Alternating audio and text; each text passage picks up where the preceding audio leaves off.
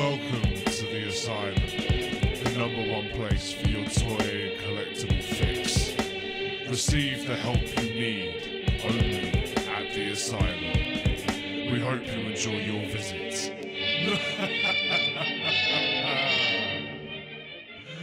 Yes. Welcome one and all to episode 6 of the Asylum Show. I'm your host, Mike Of The Asylum. As you can probably tell, this episode does have a theme, and that theme is Teenage Mutant Ninja Turtles. I'll be kicking off this green-powered episode with my top 9 TMNT obscure and lesser known facts, and then to top off the episode I'll be discussing the topic of my personal history with the Green Ninjas, and comparing the 3 main animated incarnations in toy form. So without delay, let's jump straight in. My top 9 obscure and lesser known facts about the Teenage Mutant Ninja Turtles. It would have been 10, but my fact checking couldn't confirm one of the items on the original list, and I didn't want to add something just for the hell of it. So before we jump in, if you'd like to learn more about the general history of the mutant teens, I'd highly recommend giving the Turtle Power documentary from 2014 a watch. It's not the definitive history as it claims, but it offers a great timeline and exclusive interviews with the people responsible for the franchise's rise to what it is today. Definitely worth checking out. Okay, let's carry on. So, number 9, they were originally trained with the sole purpose of assassinating the Shredder. In their first ever appearance, 1984's Eastman and Laird self-published comic book Teenage Mutant Ninja Turtles, Splinter comes clean and explains the Turtles' origin. He then follows up with the bombshell that they were trained to set upon a singular mission, to assassinate his master's killer Oroku Saki. In fact, the way that the origin is told by Splinter makes it seem less that he raised and trained the Turtles as he did for their own safety, but more to protect his living weapons. A little bit dark. Number 8, the cartoon could have been very different. So upon watching the documentary Turtle Power, you would believe that Eastman and Laird weren't hugely protective of their creations and allowed lots of creative license with their characters when they were adopted for a younger audience. However, in an entry from Peter Laird's TMNT blog, posted March 2012, he writes, "Had I been making the key creative decisions for the first animated series, it would have been very different. There would have likely have been no moronic henchmen like Bebop and Rocksteady. The Shredder would have been seriously malevolent. April would not have been a reporter and constantly need to be rescued by the Turtles. The Turtles would not have been so ridiculously obsessed with pizza. And the show would not have had a joke or gag every 5 seconds. Ouch." Number 7, the talented Mr. Paulson. Rob Paulson is one of the best known voice actors out there and was responsible for bringing Raphael to life in the original Ninja Turtles cartoon. However, did you know he also provided the voice for many of our other favourite characters around that same era, such as Air Raid and Haywire from Transformers, Max from Mighty Max, Yakko from the Animaniacs, Throttle from Biker Mice from Mars, and many, many more. Not only that, but he managed to bring things full circle by returning to Nickelodeon's TMNT cartoon in 2012, taking on the role of Donatello. We really should be thanking this man for everything he's done and continues to do for children everywhere. Number 6, the 5th Turtle. No, not Zack, the Great and Little or Slash or Tokka. Nope, we nearly had a 5th Turtle join the main team. Not only that, but he wouldn't have been named after a Renaissance painter. He was to be called Kirby after legendary comic book artist Jack Kirby. Kirby was originally conceptualised to join the team in a 4th live-action movie instalment, which never came to fruition. Instead, the concept was submitted to Fox, who were currently working on the live-action Next Mutation TV show with Saban. They unfortunately declined this in favour of Venus de Milo, as they wanted more diversity in the team by adding a female to the mix. In June 2015, Kevin Eastman stated in an interview with monkeysfightingrobots.com, "A lot of people don't know that Venus originally started as a 5th male turtle, and that we were writing for the 4th Turtle movie. When that movie didn't go ahead, we started working with Fox Kids, and the 5th male turtle named Kirby was brought into that concept. At the last minute, Margaret Leash, who was head of Fox Television, decided to change it to a female turtle." Speaking of the Next Mutation, number 5, crossover appeal. Given the show was under the Saban banner, it made perfect sense to have them cross over with what is undoubtedly their biggest franchise, the Power Rangers, in space. The crossover was created in an attempt to bring the Next Mutation to a wider viewing audience, but given the show's abrupt cancellation after just 1 season, I think it's safe to say it didn't go as planned. Number 4, contrary to popular belief. One of the biggest rumours circulating the success of the Ninja Turtles is that the first licensing deal signed between Eastman, Laird and licensing agent Mark Friedman was done so on a napkin. Now, I've dug into this rumour and turned up no facts to back it up, therefore I can only conclude that it is false. What I did find is that the first meeting the three had was more of a verbal trial basis, with the creator setting Friedman a task in a simple note, and I quote, "Go out and make me $1 million or else." This was accompanied by an original first print #1 TMNT comic book and a 4-foot foam rubber Ninja Turtle, all of which is backed up by Mark Friedman himself in the Turtle Power documentary. In the same documentary, it goes on to state that their first licensing deal was in fact with Playmates toys. I can't imagine a large corporation such as Playmates would detail a licensing agreement on a napkin. Number 3, Star Wars aren't the only franchise ashamed of their holiday special. In 1994, a less than well documented Christmas special entitled We Wish You a Turtle Christmas was released. The plot revolves around the gang forgetting to get a present for Splinter on Christmas Eve. Featuring racially driven songs such as Deck the Halls with Pepperoni and Raj Trent Fashion, a Prince parody called Gotta Get a Gift, loads of product placement, and the creepiest looking interpretation of the four brothers we've ever seen. Clocking in at only 23 minutes, I'd definitely choose this over the hour-and-a-half Star Wars holiday special if my life depended on it. Number 2, art represents life. In TMNT Volume 4, Issue 22, it's revealed that April O'Neil is a living drawing, created by her father using what's known as a Kirby crystal. The crystal made its first appearance in a Donatello one-shot comic published 9 years prior to this. The story itself is rather complicated and I won't kill the plot with spoilers. I just felt that the meta reference of a drawing of a character existing as a drawing of a character was a little mind-blowing and definitely deserved a high spot on this list. Number 1, Heil Turtles. So it's pretty common knowledge that Adolf Hitler committed suicide. What isn't common knowledge is that the Ninja Turtles were responsible for this. Apparently. In Ninja Turtle Adventures number 64, published during their time at Archie Comics, Hitler's brain had built itself a mech suit and travelled back in time to team up with his younger able-bodied self. Long story short, the Turtles took it upon themselves to stop this from happening by travelling back in time to retrieve Hitler's brain. In a twist of fate during the final showdown, past Hitler believes the Turtles are demons tasked with retrieving his soul. Upon learning that they are there to collect his brain, not realising they're referring to his future self, he takes the measure of protecting what is his, and turns his gun on himself. I definitely consider this the definition of history rewritten. And that brings us to the end of my top 9 obscure and lesser known Teenage Mutant Ninja Turtle facts. If you think I missed any vital information or have anything to add, please do so in the comments below. Moving swiftly into this week's Rec Room discussion / closer look, I'll be briefly expanding on my personal history of the Ninja Turtles and comparing the toys from their 3 main animated incarnations. Let's go. I've possessed and loved Ninja Turtle toys most of my life. Given that I'm only a few months older than the first airing of the TV show, they have always been present at the right times during my transition from child to teen to adult. My first memories of the Ninja Turtle toys are some of my earliest memories, period. As I pointed out in my top 10 action figure list from episode 2, the most memorable pieces I owned from the franchise were Slash and the Mutation Splinter. They remain in my top figures of all time to this day because of that nostalgia. Holding them in my hands today, almost 3 decades on, amongst the abundance of modern toys that I have in my collection, I would happily say that these figures hold up as well now as they did in the early 90s. I also vividly remember having a party wagon and a full set of the original 4 Ninja Turtles. All of these toys feel solid and the sculpts are on point. The paint apps are amazing and they would have only cost between £3.50 and £4 retail, which in today's money is only £5.60 to £6.40. I couldn't tell you exactly when it was, but I used to get my Ninja Turtle fix from Sky One's The DJ Cat Show. It was the highlight of my morning with breakfast every day before school. It wouldn't be long after that that Star Wars would be re-released and my interest diverted for the years to come.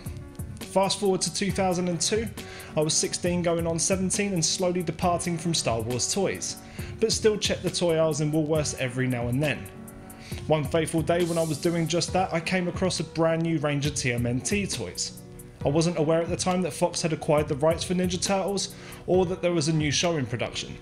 Fox Kids wasn't even a blip on my radar at that age, but I couldn't pass on owning a couple of brand new Turtles toys. I picked up the standard 5-inch Leonardo figure, as you can see right here, which this is the one that I bought. I grabbed the 12-inch Michelangelo, which I unfortunately don't have anymore, and I also got myself the Volume 1 DVD, which came with a miniature Donatello figure. That would be my last dip into Ninja Turtle territory for at least another decade. It wouldn't be until I got back into toy collecting as an adult that I would rediscover Ninja Turtles for the 3rd time. this time helmed by Nickelodeon, and once again it was a matter of buy toys first, watch cartoons later. I have an affinity for the franchise given the impact on my childhood. As you can probably tell, nostalgia is a huge driving force behind my collecting habits, and Ninja Turtles are no exception. My collection started with the Tesco exclusive 4-pack, which these guys are from. Given the amazing availability and affordability with the exception of a few key characters, this line has been one of the easiest collections to grow consistently. However, you're probably wondering why I've been taking notes on the retail price points over the different incarnations, and this is why. The current Nick Turtles retail for £10 a figure, but we have definitely seen a dip in quality, most notable being paint apps. Apart from much more articulation being added to the latest line, I don't see where the price point differences make sense from a purely inflation perspective. With only roughly a decade between each of these interpretations, the first two animated releases see a very small leap of around 40p in today's money, with the jump only lending to around a 6% increase. When this is compared to today's figures, which in my opinion are the inferior product, what justifies the jump of close to 32%? Okay, so we can argue that Ninja Turtles toys often see a large discount and clearance strategy. Surely that would imply that manufacturers are losing money on the products, and we'd assume that the line would slow to a stop. But the opposite is true. We see more toys slated for release now, and nearly as frequently as we saw in the 90s. In the toy line span from 1988 to 1996, we saw the release of over 350 figures over the course of 8 years. That averages out at around 45 figures per year. Since 2012, we've seen over 200 figures, averaging at roughly 40 per year, and it's still expanding. My question is, if Playmates are losing money on massively discounting their toys to the point that it's still expanding, why don't they lower the price point based on the inflation calculations of their previous products? That would put these figures on shelves at around £7.50 to £8. Therefore, that would negate the necessity for stock clearance and encourage more sales when they first hit shelves. I can't even say that their current approach makes solid business sense, as any profits reported when the new lines first hit retail is then negated by any potential losses later. Or is this strategy simply a ploy to create the illusion of value towards the end of a product's shelf life? This, in my opinion, only creates buyer's remorse. Most consumers will figure out this pattern and, like me, in most cases refuse to buy their modern toys for retail value. Now, I know this is a little off subject, but I like to cover all aspects of a toy line in discussion, and thought this question was worth posing to you. What are your thoughts on this theory? Please let me know in the comments below. Back to the matter in hand. As mentioned, the new line has great articulation, which admittedly brings the basic figures up to date with most current toys. This is a huge plus when it comes to playability. However, I do feel the paint apps and quality control in some instances negate the amazing work put into their details and sculpt. For this comparison, I'll be taking a closer look at the 4 core turtles from the 3 lines mentioned: 1988, 2002 and 2012. I will be rating the turtles on their aesthetics, playability, durability, articulation, how photographic they are, and their current market value / availability. I'll be leaving out their iconic status from this, as there would be no contest. Let's jump straight in with the aesthetics. The 1988 Ninja Turtles are a visual reminder of early times when toy making technology hadn't caught up with where we are today. You can look at the toys that followed and see there were some huge jumps within quite a short period of time. But this is where it all began. They're not great representations of their characters, but they're identifiable enough to have earned their iconic status. Their paint apps aren't fantastic, but they give you all the information you need to associate them with their characters. The 2002 Ninja Turtles are much closer representations of their on-screen appearance, with really nice paint apps and even feature a very subtle wash effect. Each of their primary weapons are highly detailed, which is a huge departure from their first incarnations. From the wraps on Donatello's bow staff to the matte chrome effect on Leonardo's katanas, they look amazing.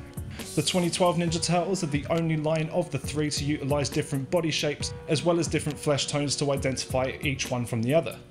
Annoyingly, I feel the paint apps are very flat and don't do very well at bringing out the best of their sculpts. Personally, in terms of aesthetics, I believe that the 2002 Ninja Turtles edged the win just down to being better representations of their on-screen counterparts. Moving on to playability and durability.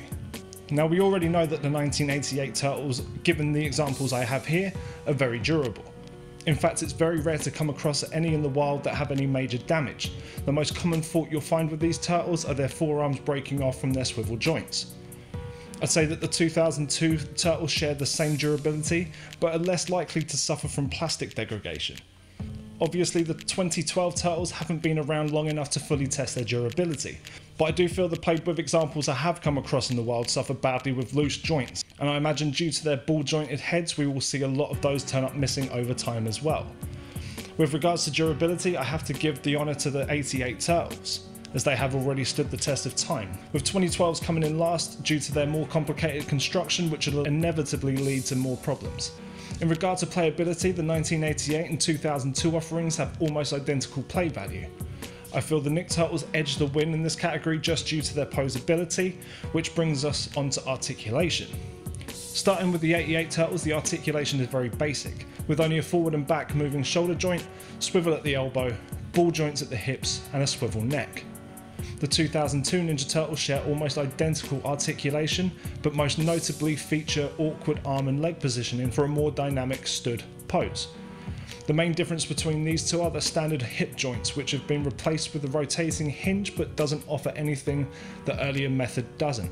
Turning now to the 2012 Ninja Turtles, we have 13 points of articulation, most of which are rotating hinge joints that offer great ranges of movement for such a small figure.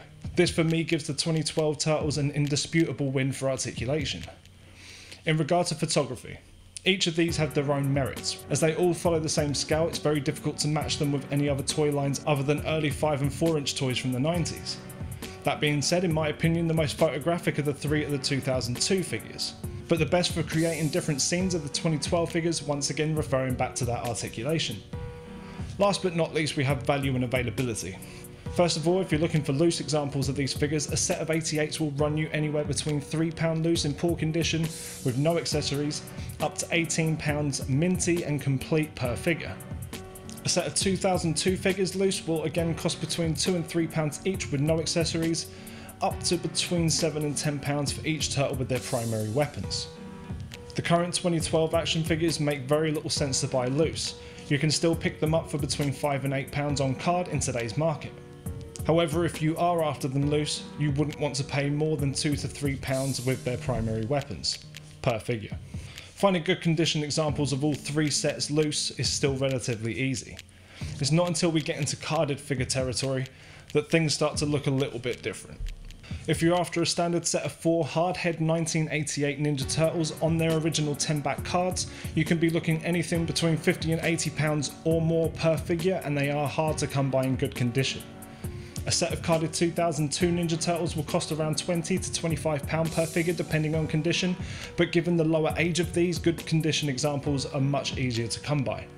In regards to the 2012 action figures, as already mentioned, you can still happily pick these up for around £5 to £8 per figure, making them the better value and more readily available of the three sets. So what's my opinion when all is said and done? If I could choose only one of these sets to have on my shelf, where do my allegiances lie?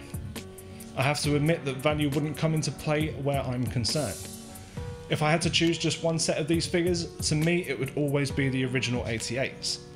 This is simply down to the nostalgia they offer, how iconic they are, and the diverse range of other figures in the line. They would be closely followed by the 2002 action figures just because aesthetically I think they are the nicest of the three and the better interpretations of their on-screen characters. This unfortunately leaves 2012's offerings in last place. I'm still a massive fan of the toys, otherwise I wouldn't own any, and I love the current animated series, but the Turtles just don't resonate with me as much as the others do. Now I know I've missed out lots of information and probably could have made a much longer video going into the full history of the toys themselves. However, I'd much rather leave that for a later date and feel other YouTubers have already done this in great detail. If you're craving more of a Ninja Turtle fix right now, I would definitely check out the content created by Pixel Dan in regards to Ninja Turtle toy reviews, and Retroblasting for their take on the original toy line and its early franchise beginnings. After this video, of course. Now, I'm not associated with either of their channels, I just truly enjoy the content that they put out and feel they covered the subject thoroughly at this point. I'll pop links to the appropriate videos in the description below. That brings us to the end of episode 6. As always, I hope you've enjoyed your visit. If you liked the episode, please give us a thumbs up, subscribe to our channel, and make sure you hit that notification bell. Also, just a quick reminder, if you want to support the Asylum Show, please visit my Patreon page. There's a link in the description below. All pledges are more than appreciated and will go to improving our content output. I've been Mike of the Asylum, and I'll catch you again soon.